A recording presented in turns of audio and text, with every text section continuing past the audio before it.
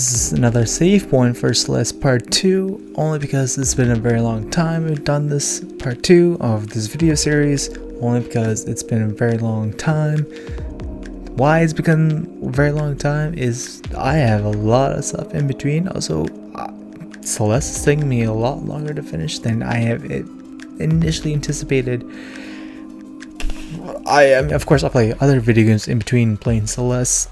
Overwatch Apex Legends came out. That was a thing. That was really fun. Also, this is for another point of like how I'm going to describe Celeste, as it is a very difficult game, very difficult platformer, but its reasons for its difficulty is on purpose to express itself, expressing the story as it pertains to how difficult it is to climb a mountain. First off, like part 1 describing the first level, describing how I came into Celeste.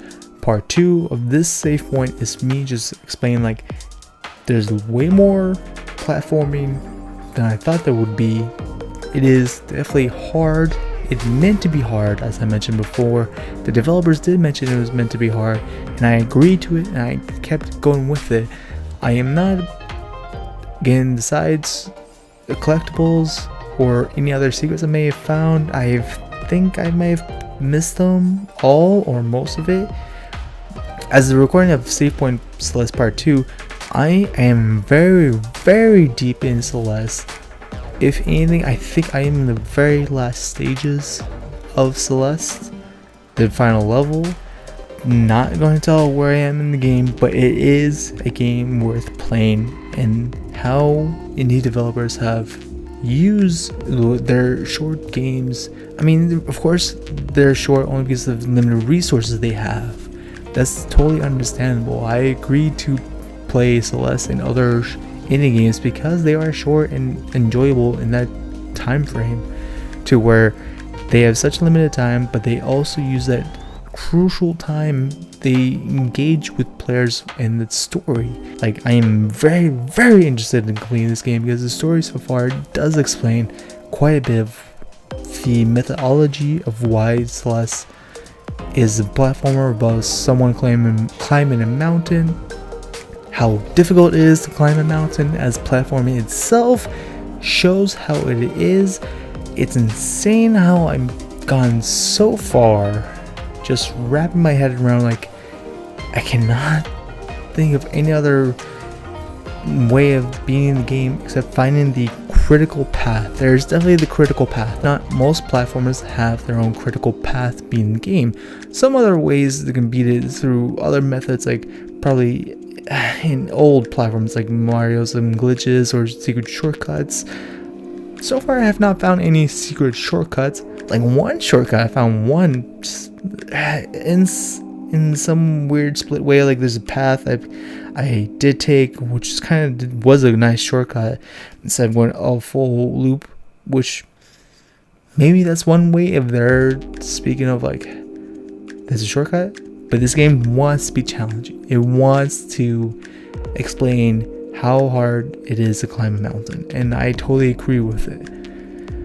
It's insane how far I've gotten into Celeste. Did not collect a lot of strawberries. I chose to not participate in that, only because it's become way too much time consuming and very difficult, which I'm not finding so enjoyable.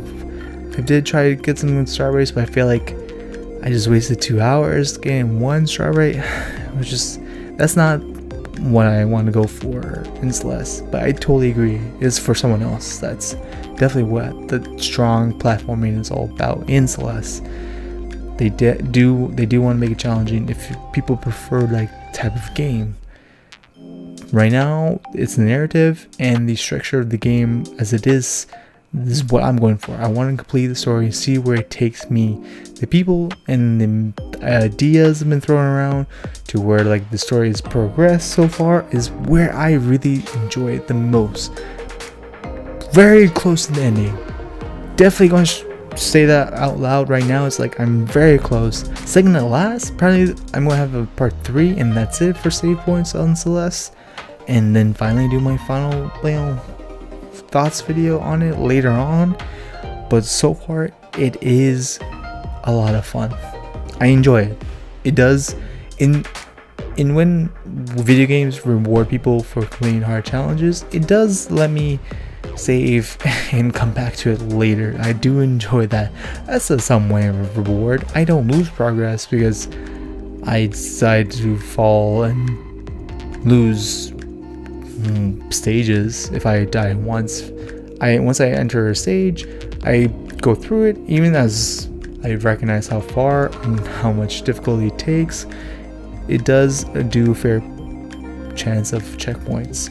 The checkpoint part of Celeste is really great. It's amazing how it does give rewarding methods of like, if I beat the stage and get to the checkpoint, I'm good. I don't need to go back.